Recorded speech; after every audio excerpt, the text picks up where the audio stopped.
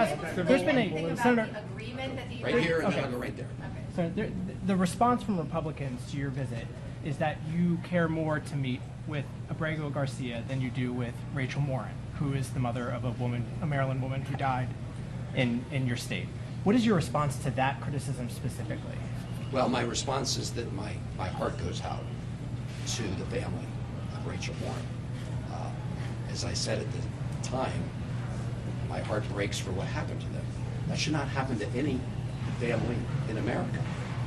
And I am very glad that a court of law convicted her killer and is going to punish her killer in a court of law. The reason we have courts of law are to punish the guilty, but also to make sure that those who have not committed crimes are not found guilty and arbitrarily detained. In other words, everybody has due process.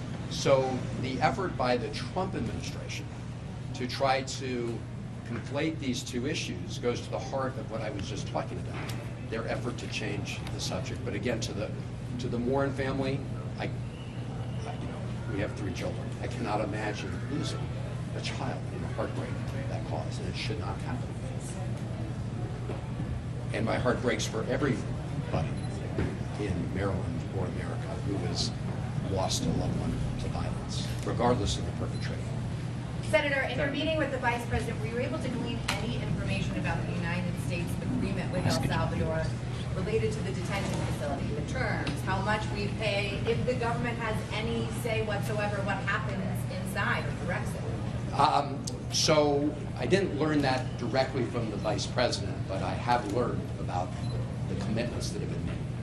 So the Trump administration has promised to pay El Salvador $15 million to detain these prisoners, including the illegally abducted children. My best information, and it's pretty good, indicates that to date, they've paid out more than $4 million of that 15 million. As to the terms of an agreement, I've not seen an agreement.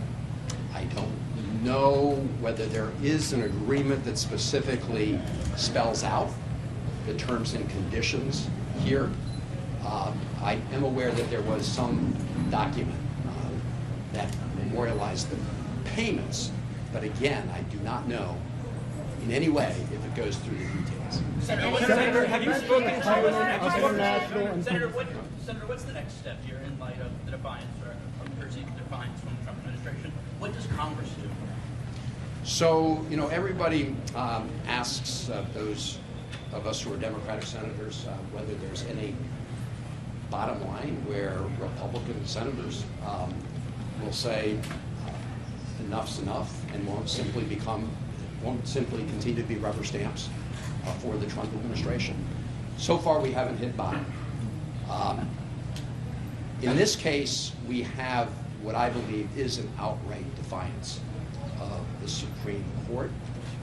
People still may want to hang their hat on the fact that it hasn't been completely adjudicated. As you know, the federal district court judge has ordered depositions of the administration officials. The Trump administration appealed it. That's what the Fourth Circuit decision was all about. That may well go to the Supreme Court. I don't know if the Trump administration is appealing that.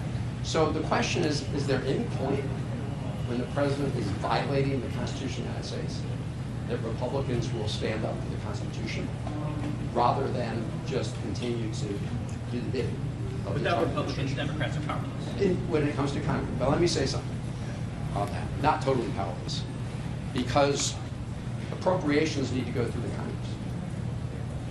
And that $15 million, you can be sure we're going to be looking for where it is, because that wasn't authorized in previous appropriations. We're operating under a continuing resolution. Now, they may try to pretend they can transfer that, but there's some indication that they were planning anyway until now to make that as part of the request.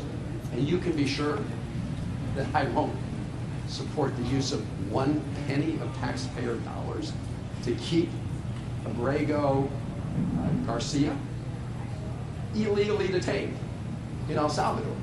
And so as part of that process, yes, Democrats, at least in the Senate, has some sway. Now,